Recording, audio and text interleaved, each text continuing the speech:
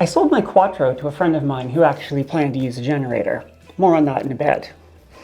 But the biggest thing that drove me to do that was I thought this was smaller. I'm not very good at reading.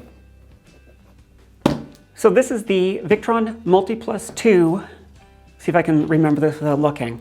48/5000/70? Yes, I got it right. So what that means is, like the Quattro, this is an inverter charger. And I'm going to talk a bit more in a moment about why I swapped them beyond just what I thought was the weight difference. This is the same capacity, very close to what the Quattro was, but unlike the Quattro, it's only got one input instead of two. So back in the early days, I originally planned to run the electric boat in a hybrid mode to be able to handle the extended run times where I couldn't use the sails, either because the mast is down, like if I'm doing a river run like I did when I brought it home, or if I'm high latitudes and the winds are just not reliable. So at the time, I bought the Quattro. The idea would be that I would wire the generator into the second input and I would have the first input for the shore power. I decided fairly early in the build that the space I was going to need for a large generator, I was originally looking for something that could put out a sustained 6,000 watts, I might as well just kept the engine. Remember, the purpose of this whole build has been to get away from the noise. So instead, I decided to go all in on batteries. So I ended up planning not to have the generator. Now at the time, I thought, well, I wish I had made that decision before I spent all that money. To give you a comparison, it was about 4,000 Canadian dollars for the Quattro, 48/5000/70. This was, with taxes, about 2,500 bucks, which is ironic because, well, not ironic, convenient, because I sold my Quattro for 2,500 bucks. So I basically flat out traded this for the Quattro. Now, even though this is actually 2 kilograms heavier than the Quattro, and taller, which introduces some concerns about fitment, I'm not entirely disappointed with it because my friend who I sold it to, he's got a much larger vessel and he wants to electrify it as well, and he has to run hybrid. So it's going to serve him better than it would serve me. I don't normally do unboxings, but I'm going to see if I can use the DJI to show you what's inside. Also, if people are wondering what's going on with the different background, this used to be my main bedroom. I turned it into a studio. One of the ironic reasons I started the YouTube channel was to learn to do video editing so I could do videos for my company. And I renovated it to do those videos. Anyways, also, you can see it was quite beat up when I got it. It's part of the reason I wanted to open it on camera. If there are any problems, I want to be able to show that I received it this way. Now, spec for spec, these are otherwise incredibly similar units. It is the Multiplus-II, which is the second generation, but as far as I can tell, it's not a whole lot of differences over the Multiplus-I, save for the fact that the Multiplus first generation did not come in a 48 volt 5000 VA variant at 120 volts AC. They only had a 230 volt. There's a Quattro 2, which, because I don't need to have the two inputs, I don't need anyways, but it also doesn't come in a 120 volt AC, 48 volt 5000 VA. So really, it was just this or the Quattro. So as I'm about to pull this out, let me explain, and I should probably speak and not lift at the same time because I'm not very good at multitasking. Because money was tight, I was really heavily tempted to get the 3000 VA model. It's about $1,000 cheaper. But one of the big things I really want to be able to do is that trip I took to bring the boat home, all through the Erie Canal, I want to know that I can do that under electric propulsion. And that means that I need to be able to charge at an absolute minimum at 1 mile per hour, 1 nautical mile per hour of plugged-in charging. So both of them charge at 53.6 volts, but the 3000 VA charges the batteries at 35 amps, which is 2 kilowatt. So if I ran at 4 knots, if my numbers are right, which it's a lot of ifs here, but it's what I've got to work with, on the 5 kilowatt motor, I'll get 4 knots at 2200 watts output, meaning I would be getting a little less than a mile of charge per hour that I was plugged in. This model, being the 5000 VA, has a 70 amp charge capacity. So that doubles it to 4,032 watts. Point is, this has double the charge capacity of the 3000 VA 35 amp charger. Now, that's all fine and dandy, assuming I can find somewhere to plug this in that I can get 50 amps from. Especially along places like the Erie Canal. If you recall, I couldn't even find diesel. So the chances I would find anything better than a 30 amp 120 volt plug, which is the standard in marinas in North America, is pretty slim. So if I then say, I think this has a 95% efficiency. I'm not entirely sure as I say that out loud if that's inverting efficiency, charge efficiency, whatever. Let's say 90% efficient, pulling power from the wall, from the shore connection, and feeding it into the batteries. So 120 volts AC input times 30 amp is, in theory, 3,600 watts coming in from the shore power connection. Now, do I think I'm actually going to get the full 30 amps? No, I'll probably downrate this to something like 25 or 26 amps so I don't trip the breakers. But anyways, let's assume we get the full 30 amp because I also am using 120 volts, and there's chances are I won't get 120 volts from the wire either. But at 3,600 watts, theoretical going into the battery, times 0.9, assuming 90% charge efficiency, is 3240. So let's say 3,000 watts. So this 5000 VA model, even when it's only plugged into a 30 amp outlet, 30 amp 120 volt for my European friends, that's roughly equivalent to your 230 volt 16 amp, will give me 50% more charging per hour when I'm on the shore power. Meaning at 2200 watts to go 4 knots, this should give me about 1.3 to 1.4 miles per hour charge rate. Now, if I do get a 50 amp source, that's 5,400 watts, which is more than what this thing can charge, meaning that I can pull everything I can from the 50 amp source. I should be able to charge at 4 kilowatts. This could charge at, but this is hypothetical because I just said I probably can't get a 50 amp. Anyways, I'm doing a lot of talking and not a lot of unboxing. In an ideal situation, I'm charging at 4 kilowatt, drawing at 2200 watts, meaning I'm getting a little less than 2 miles per hour with this model. Oh, and on the weights, I read the weight of the 3000 VA, which I think was something like 20 kilograms, and I thought I was going to save 10 kilograms by selling the Quattro. The Quattro was 30 kilograms, this is 32 kilograms, so I've actually added about 8% of weight, but oh well.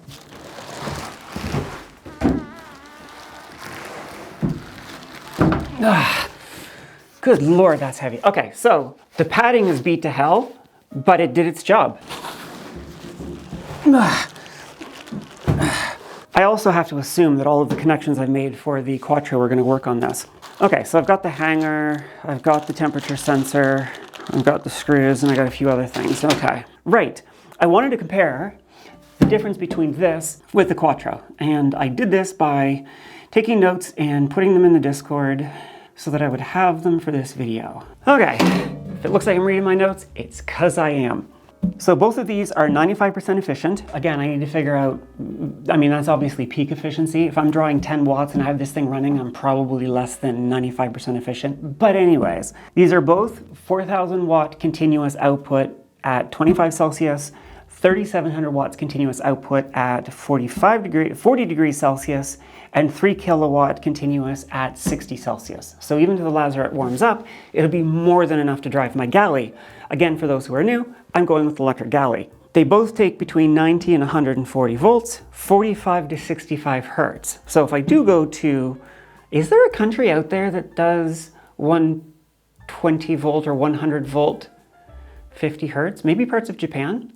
Anyways, it'll support the full 45 to 65, but whatever hertz comes in, whatever frequency comes in, it goes out. It doesn't convert it to 60 hertz. So the main differences between the Quattro and this. The Quattro has 2 AC inputs. This has 1, as I mentioned. Pass-through current. It's a minor difference, but the Quattro can do 100 amps. This can do 95 amps, passing through 95 amps from AC side to the internal loads of the boat. That doesn't matter to me because 50 amps is the best I'm going to get, but it's a difference. The peak power, for a very brief period of time, the Quattro can put out 10 kilowatt. This is 9 kilowatt. So 10% bonus if you have like peak loads that you're firing up. If you've got like a trawler or some big boat with some machinery, that might make a difference, but you probably want the Quattro anyways for the dual inputs at that point. Zero load power. This is one of the things that makes me feel not bad about buying this.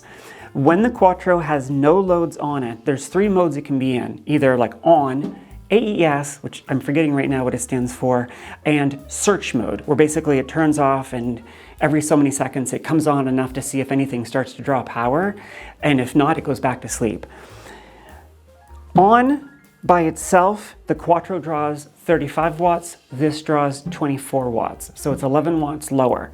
Is that a huge deal? No, but over 24 hours, that's what, 250, 300 watt hours, something like that. So it's not nothing either. The AES mode is where it really starts to show the difference. The Quattro is 30 watt standby with AES, this is 10. And in search mode, the Quattro was 15 watts, this is 3 watts. So in all 3 modes where this thing is not being used, which frankly will be most of the time, if I forget to turn this off or I leave it on for whatever reason, I put it into search mode, this will draw a lot less power on standby. So that alone makes me happy that I got this. What are some of the other differences? The Quattro has 3 programmable relays. This only has 1. I wasn't using any of them, but that might be of use for someone. The principal goal, from what I can understand of those relays, is to be able to do things like signal a generator to come on if the batteries drop below a certain point.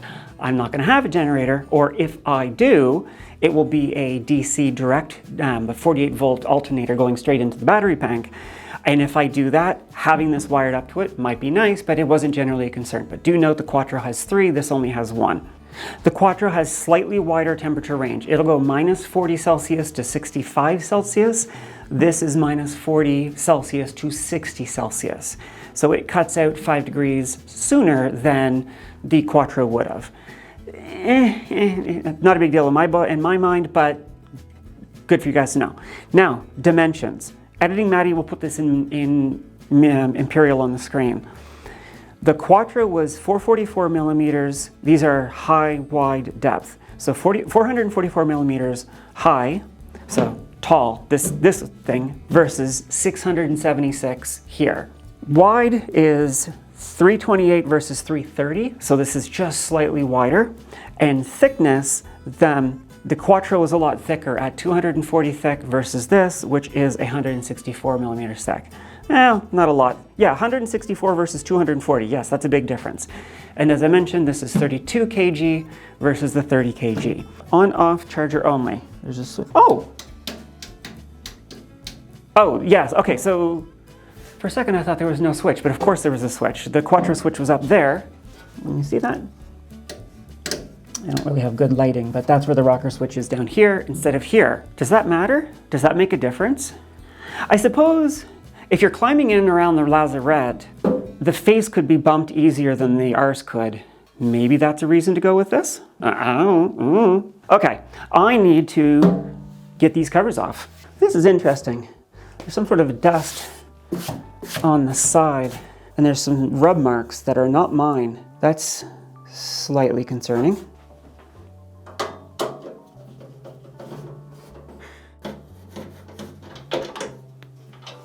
Okay, so are these screws captive or are they going to fall out? Oh, nice. So these screws, which are the ones you're going to take out most often, are captive. So you don't have to worry about them falling out. I like that. That's a small quality of life thing that I was hoping would be improved with the Multiplus-II, with the new generation. So I bought this battery for the camera that uses a wall connection, so I wouldn't have a problem with the battery dying on me anymore. I just found out a flaw of it. I was raising up the tripod so I could show you the inside of this, and it fell out. So now I get to find out what this camera does when it has the power pulled out. I don't know when it, if it saved the video right up until the power came out. Anyways, did I miss a screw? Yep, I missed a couple screws. Man, they got this lid on tight. Not that I would expect any different, but they're all the same screws, thankfully. Okay, so clearly this top is not meant to come off very often.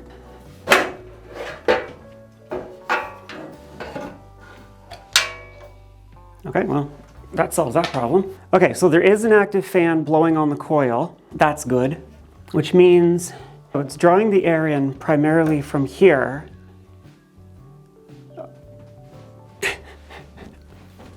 May? Did you want to come in too? Oh, how dare I close the door when you're on the other side of it, huh, hun? She's gotten bigger. So the grill is vented. So this area here is where I need to make sure I have airflow. The air is going to come in through here, come in principally through here, over these fats. What fan did they use, by the way? Jamicon, 24 volt, dual ball bearing, 23 Bravo 22, 0.32 amps. Oh, hello.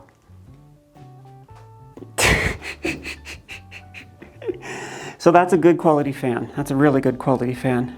Somebody smarter than me, with coils, wow, could tell me what this actually means, but I see there's 2 wires coming to a small coil with 1, 2, 3 coils, 1, 2. Okay, so 3 going in, wrapping around however many turns, and coming out to this L bracket.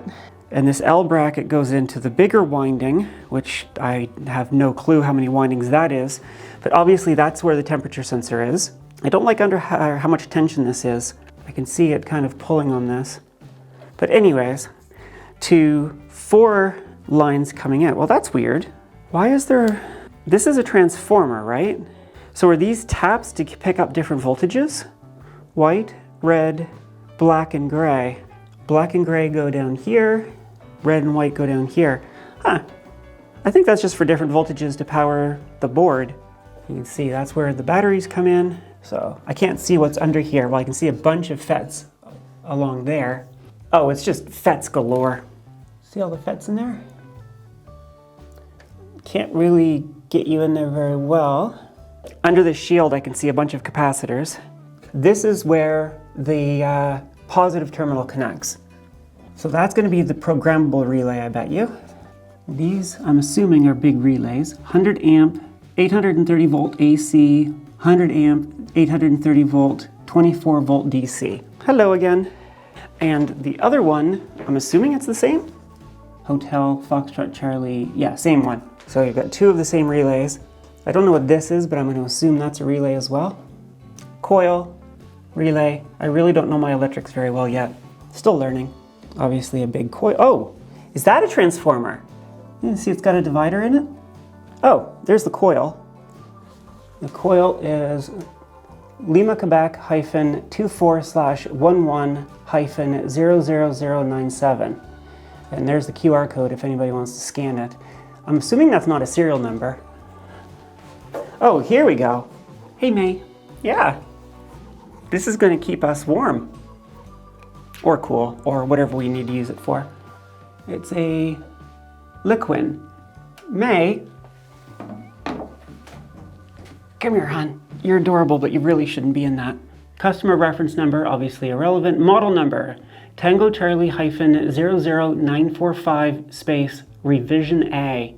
Inputs, AC 2x115 volt, 50 to 60 hertz. White, gray, red, black. Output, AC 28.75 volt. Output 28, I'm only seeing 1, and this is black-blue. That's the black and blue wires. But that's coming in from the battery, or out to the battery if I'm charging. Oh, I wish I understood this stuff better. Anyways, I will probably come to understand what all of this means later, but white-gray I'm assuming is 1 pair, and red-black is another pair. But why would the output... Oh, it's AC output, so it really doesn't matter. It's 28.75 volts. Okay, so one thing that makes me a little nervous, on top of the dust and rub mark that I saw, see the rub mark there? And the sticker on this coil, like the coil is dirty and the sticker is marred up. What? You literally can't decide what side of the door you want to be on? Okay, well, on that side apparently. The more videos I make, the more I really appreciate sound people and lighting people, because this is tricky. All right, let's put this back together. Now that I've had, oh, and no dip switches. So unlike the Quattro, there is no dip switch based configuration on this thing at all. There's a couple of replaceable fuses. I think they're replaceable. Really surprisingly simple. I see now why this top panel is really not designed to come apart. There we go. It's really, without the dip switches in there, I don't see any reason for a regular user to open one of these. Unless you're like me and you're just insatiably curious and have to know what's going on inside. One thing I've heard other creators talk about is how warm it gets in their studios.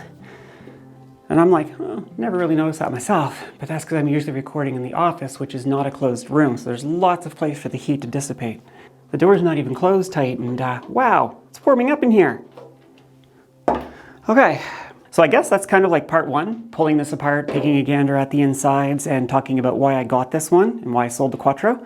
I need to go get some stuff ready, but for you, part two is now. I made a template off camera for the Multiplus, and the holes you may or may not be able to, the dots you may or may not be able to see here is where the screws are going to be. This is the outline of the full body of the Multiplus, and if you recall, I want two of them because I want a 230 volt. Not until I'm ready to start traveling across the ocean, but at some point I will have a second one. That's where the hot water tank used to be. So this is going to be a test of whether it's going to fit in there. Can I fit the multimeter here if I can't fit it back there? Yes, yes I can. It almost perfectly fits. So, okay, so if I decide to mount it inside, this is where I'll do it. That answers that. Now the other question is, can I do this on the other side? I could fit it right there. It would just be under the panel for this. So the other option I was thinking is, I've got this shelf here. If I take this shelf out, I'd want to put some sort of heat extraction. Oh, you can't see what I'm doing up there. I'd want to put some heat extraction up here because the heat's going to rise and I don't want this area to get too hot. But imagine this was, the shelf wasn't here. I could put it way back up here. Now the problem with that is it puts the weight up high and off to a side. So it's going to want to make the boat tilt down to starboard. Not a lot, probably fine. Actually, I could mount it sideways, like that. I'd have to create tabs so I didn't drill through the deck, or through the hull, of course. But I think I would rather do here. It's so wide that this is the 110 volt outlet in the nav station. I would have to relocate this, but if I did relocate that and shortened up this shelf, I could put it in there, or even just shorten up the shelf, or just take the shelf out entirely, and then I'd have lots of space in here. I need at least 50 amps worth of galvanic isolation, which probably means either the 64 amp from Victron. Point is, I have a lot of space up in here to work with. Let's go back to the office. Let's fill that hole. Now, it's been a little bit since I last worked on this, because I got distracted pulling the motor. And a good way to show how the time has passed is, look how much bigger Miss May is compared to the Multiplus. Want to say hi? Yeah, she's gotten bigger. I got distracted pulling the engine out. Yeah, and the rack is gone, but that's for a totally different project. Oh, it's going to be nice to be playing with these again. Let's get on to it. That's not going to fit. These here are the holes for where the screw has to go through. So I have to drop all of this stuff down. Basically, everything from here over has to be taken off. I'll mount the Multiplus and then figure out where to put things around it. Now, it's probably been about 3 months since I last charged up these batteries. I'll be curious to see how much power it takes to charge them back up. But I'm not going to bother doing a capacity test. They are what they are at this point. Getting the boat converted is taking longer than I thought, which I know I probably should have expected. I should verify the system is fully discharged, fully off, off, off. Hello. You're always on. Off, off, off, and off. Just the same, I'm gonna go get my multimeter and verify. Also, this is off. 0 volts. And just to confirm it's not that, Also 0 volts, 0.02 volts. So good enough is dead. Oh, it's gonna be so nice to have some power back down here again. As soon as the temperature outside dropped enough that it wasn't like melting hot, I wanted to get as much time in to getting the boat done as I could. You're allowed to watch, but you're not allowed to climb up on the batteries, that's all, hun. You're like, what is this? Can I eat it? She is so adorable.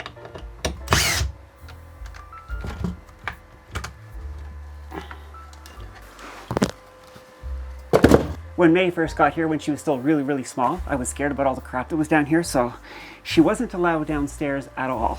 It's only been in the last couple of weeks she's been allowed to come down here, so for her, this is a whole new world. No, I told you, hun, you're allowed down here, but you're not allowed on the batteries. See those? Verboten.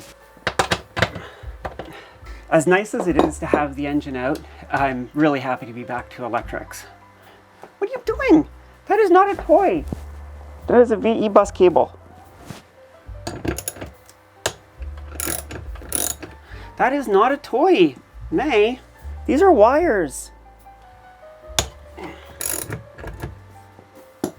No. No. No. No. No.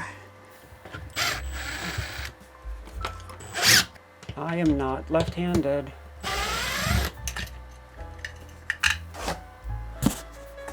I've got these wires I have to be clear of, so that's about where I'm doing it. There we go. This is the mounting plate that came with the Multiplus. It's equivalent to the blue one that I used to have on the Quattro. Those little screws that I normally use, I don't think are strong enough. Let me see what I can find. They're not identical, but they're good enough. Okay, so I'm gonna put the middle one in.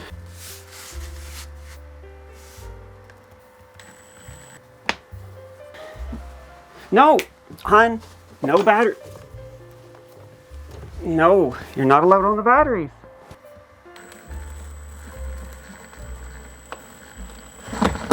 All right.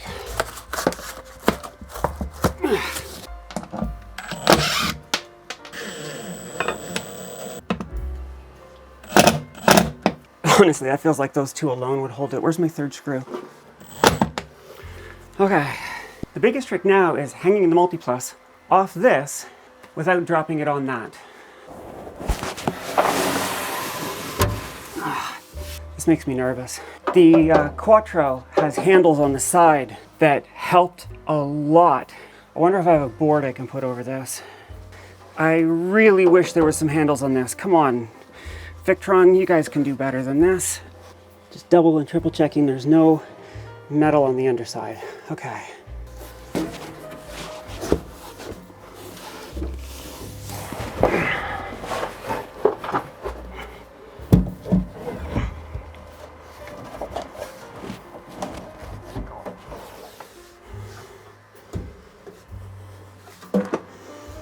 Okay,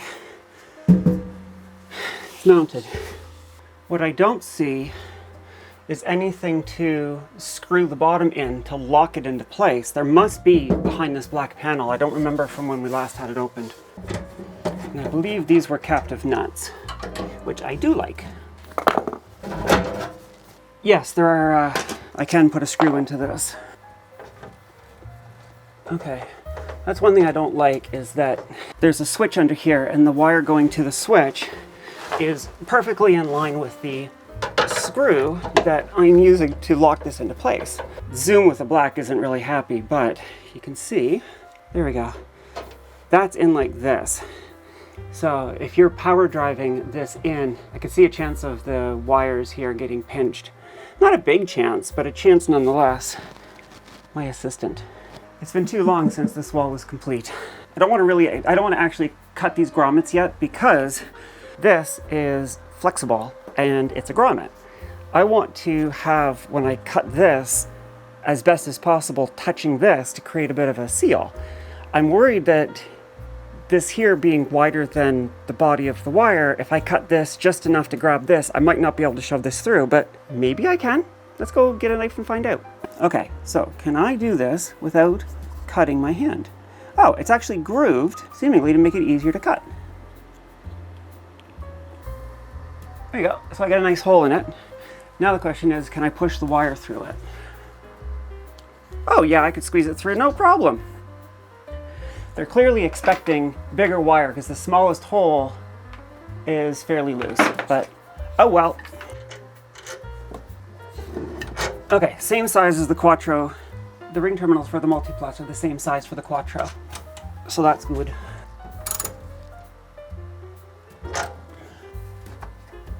There we go. You know what, even if it doesn't make a seal, it still acts as a nice little shock absorber, so if it's vibrating on the boat, it won't rub the shielding against the metal, which I suppose is the main idea.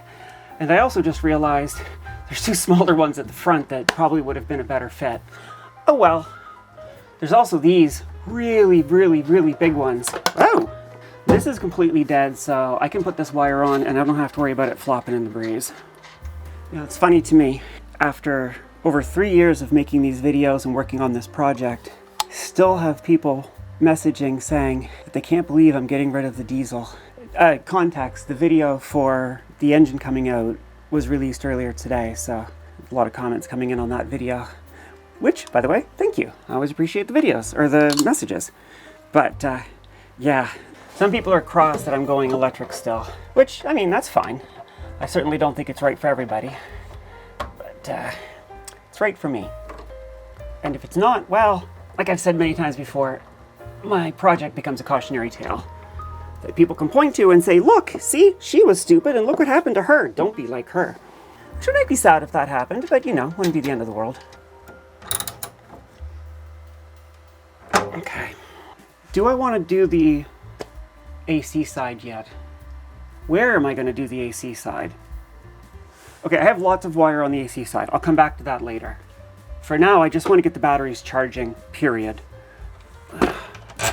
Here, I mean, you saw me wire up the Quattro, so at this point, this is a lot of repeat content. I think this is actually 1/2 inch, but... And that's another reason, even though this is all dead, this here being taped up, when I bumped this, it could have been a short. Cover back on that. Should I take this down? Yeah, just why try to preserve? Everything's changing. I'm going to need to run data cable. There it is. VE bus, right there. Okay, that's the VE bus cable connected. I need to do the AC in for sure. Ah, okay, so before they were ring terminals, now they're ferrules. So I have to go cut these and put ferrules on these. I don't know if you can see that on the camera, but it's showing what all the connections are for. So you don't have to actually look up in there and see it. Nice. That's the kind of detail I like from Victron. As much as I'm sure others have done the same thing. Oh, right. Before I had 2 AC outs. Now I don't. I only have 1 AC out. Or do I only have 1 AC out? Oh no, I still have 2 AC outs. Now the question is, what gauge wire is this? I bought this, and I knew what it was when I bought it. I think it's 10 gauge? Southwire Royal cord, 3C, 12 gauge. Okay.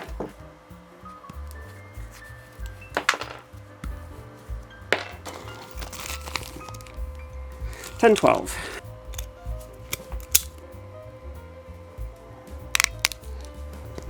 You gonna be good about staying away from the batteries and the wires? That's not very good. That's not very good at all. 10 to 12 my arse. Let's try crimping it with the 14.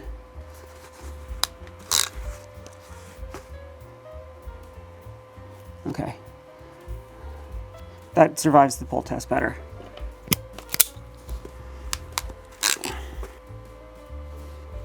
I'm being cheap, seeing if I can save this ring terminal. Well, it's like, what, 10 cents? It's funny how being poor at any point in your life, I guess, but probably especially when you're young, really sticks with you. There, got it back on. Yeah, that's better. Okay, so these all survived the tug test now. AC out, 1, no brake. Oh, it has AC out. So how is this really different from the Quattro, except that the Quattro has two inputs? Because this is showing 2 outputs, and the left one says no brake. AC out 1, no brake. So I guess you can still use AC out 2 like a load shed. So we can test that. And AC in is the far right one. Oh, can we just, like...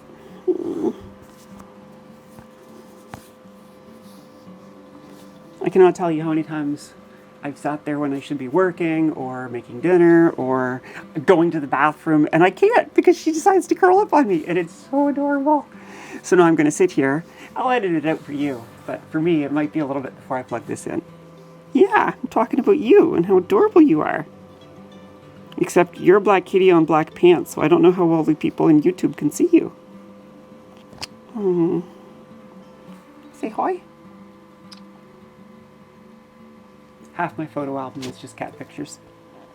I just took some pictures to show my niece that I was stuck in the middle of the build, and she goes, incapacitated.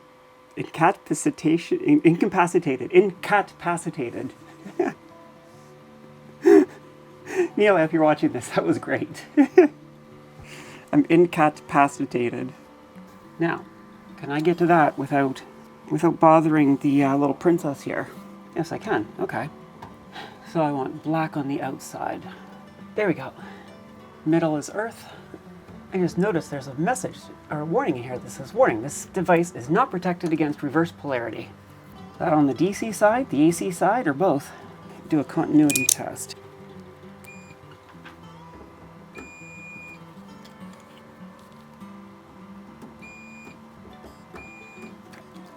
Connections are good.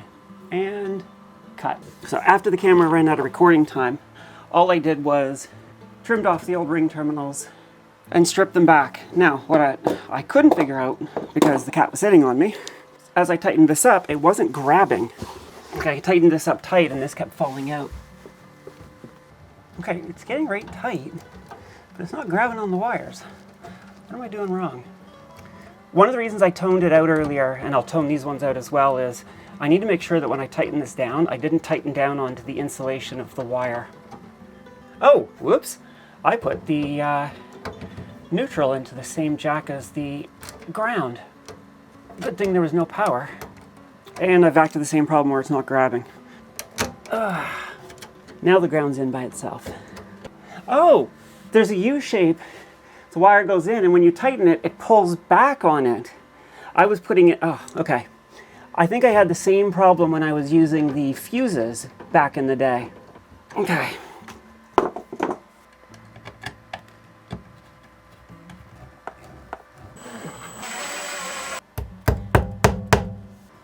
Turn those back off. So now, in theory, the AC side is done. So now I gotta do the DC side, which means I have to lean over this battery.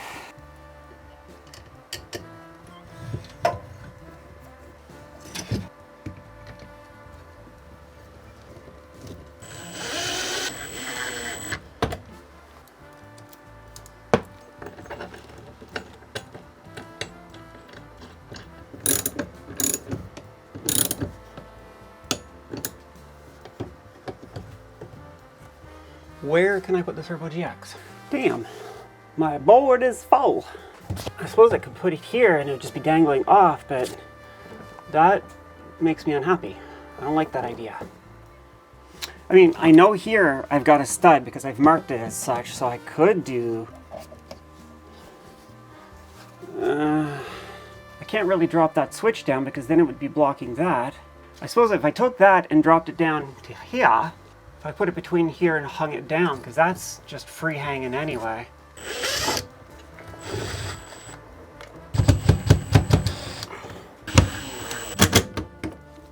Okay, this pleases me less badly. Now I have plenty of space to access the front and back. Okay. There we go. Oh, I can't wait to be doing this on the boat for the final install. Well, I don't know if the boat's ever finished. Actually, it's a boat. Of course, it's never finished, but the first time it goes onto the boat with the intentions of moving the boat.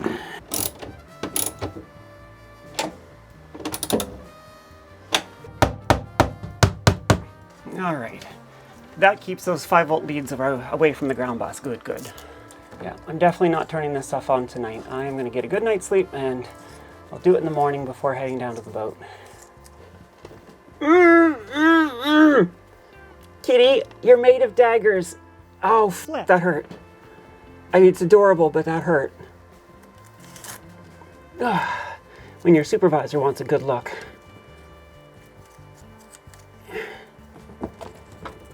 Okay. I have to wire this in and I have to put the screen in, but I think that's enough for now. I'm calling it a night because I'm tired and hot, but for you. So I came down yesterday to start finishing up on this, and I had a completely unrelated little problem. Where I live in Kitchener, Ontario, we have very hard water. Like, with that water softener being offline, I'm gonna have to descale my kettle after like just 3 or 4 days. I came downstairs and I was hearing a beeping, and at first I had a panic that it was one of the battery packs or it was this somehow, even though it shouldn't be powered up. I was just like, what's going on? And I finally realized, oh no, it's this thing saying it can't find home. Setting philosophy aside for a minute, I had no idea what that means. But thankfully we live in the internet age, and I was able to find out there's like a funky little valve thing that was not turning anymore and blah, blah, blah. I had to bypass it. It took a long time to figure out how to do that, and by the time I did, I had flooded that thing out, and then I tried using one of the pumps I brought home from the boat, using the Multiplus, the Phoenix charger in power supply mode, but I couldn't get any hoses to fit on the barbs on this thing. It's Sunday as I record this. Of course, that failed Saturday evening when everything was closed. By the time I got everything sorted out, I didn't have it in me to do any more video, so I didn't record yesterday. Now, you might be noticing the return of the old orange sweater. The green sweater is fine, but I had to go down this morning to the boat, which I also took a whole lot of measurements, and I think some good news, but that's for a future video. While I was there, I took my sweater off and forgot to take it out of the boat. So it's still down there. The reason I stopped wearing this is, I don't know if you can see on camera, but there's a big hole in it, so I don't want to wear this until I can get that fixed. Blah, blah, blah, let's finish this up. I want to double check all my wiring because I was tired when I was doing this. I need to still wire everything back into the Cerbo, though I think it's really just the screen at this point. I have the Mark III cable, so I may get that to configure this, but with luck, it should just show up on the Cerbo GX. You know, it's occurred to me that I think I want to start with the MK3 cable just because it's just easy. It works. One of the other things I also need to do is I should check the state of charge of all the batteries before I start this. If you recall, one of the cells on this battery went to 2 volts last time I left it for a while, and I'm slightly worried that that's happened again. Oh, screen recording. Okay, so let's start with BMS-F because that was the one that was a concern.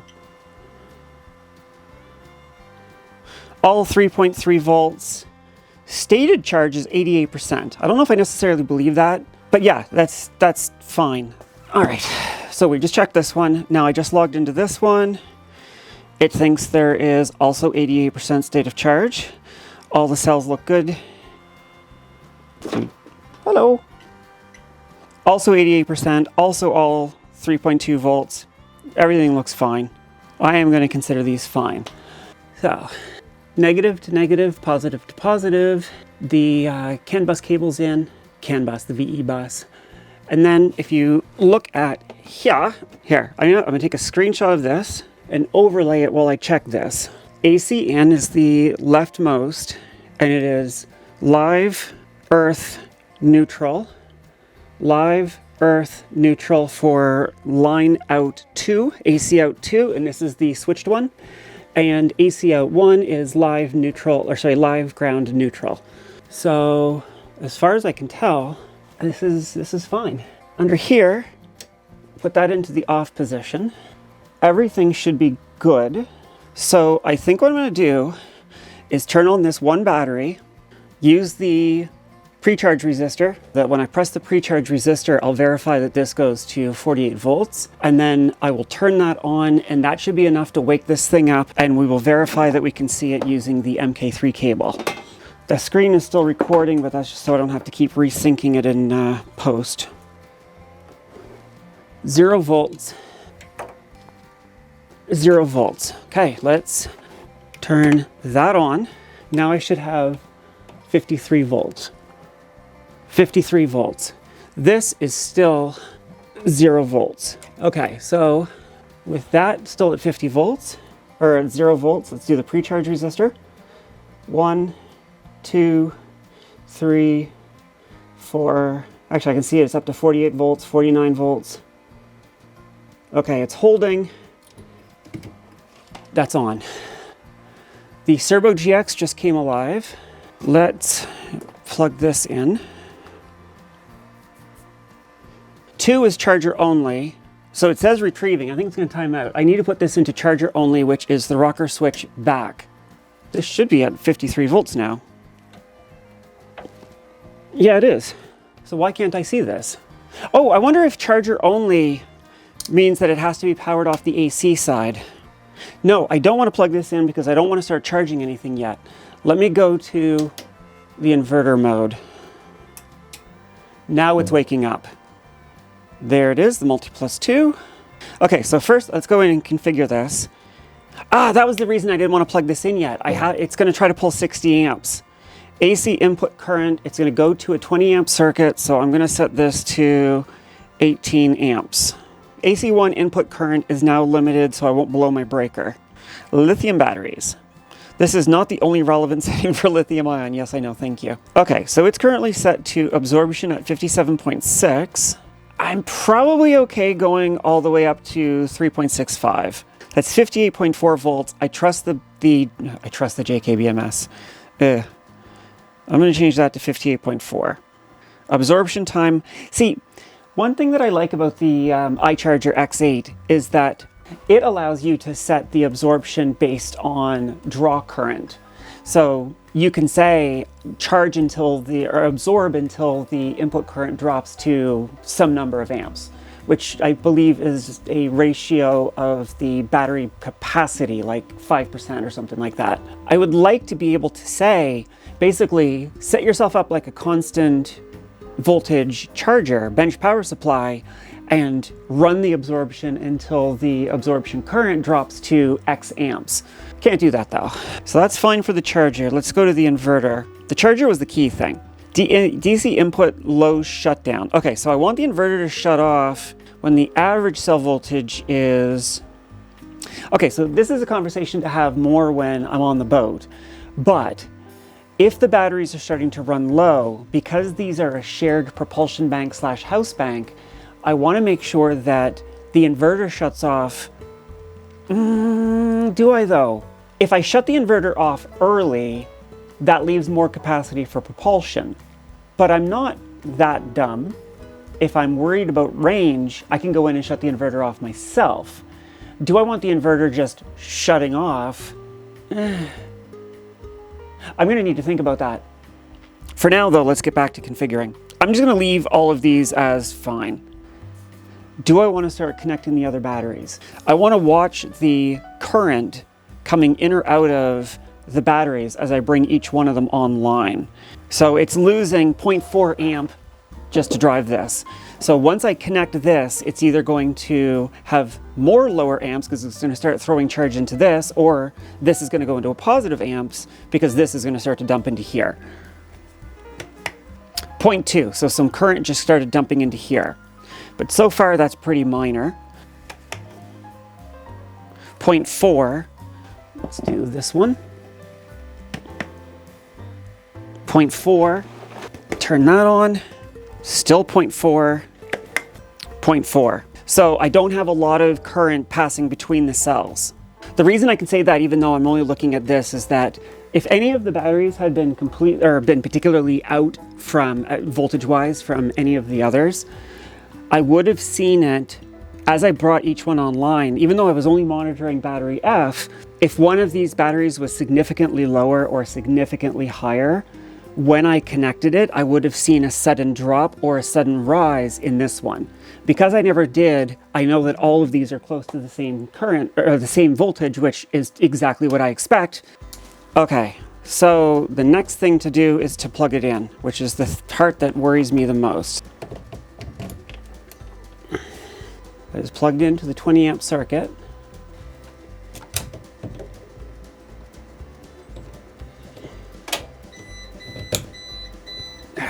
I just wanted to give it its own 20 amp circuit, and it's charging.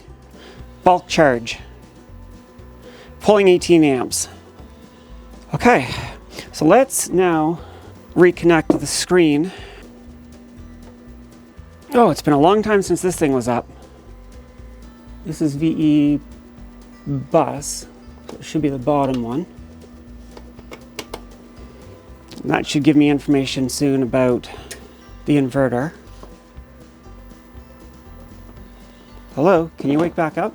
Why are you not waking up? Why did you turn off? I can see the image, but the backlight is turned off.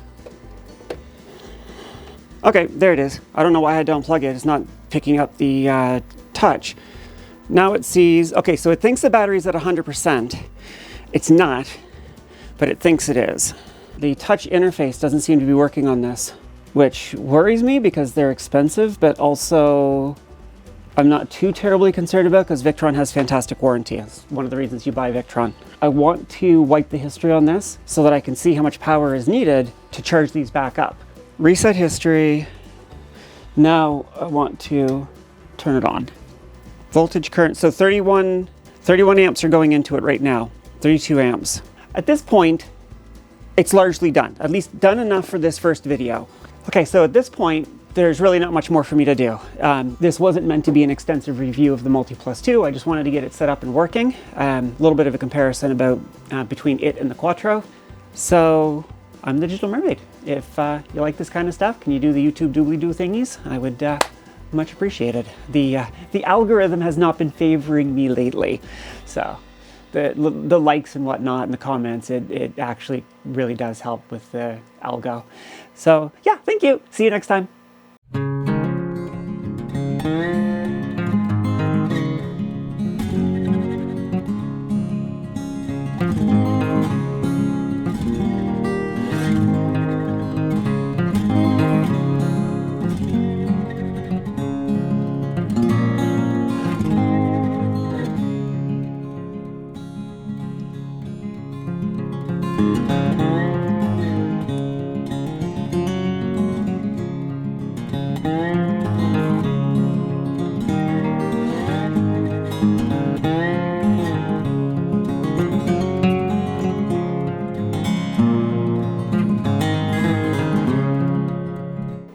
I think I did all of that and the screen recording wasn't working.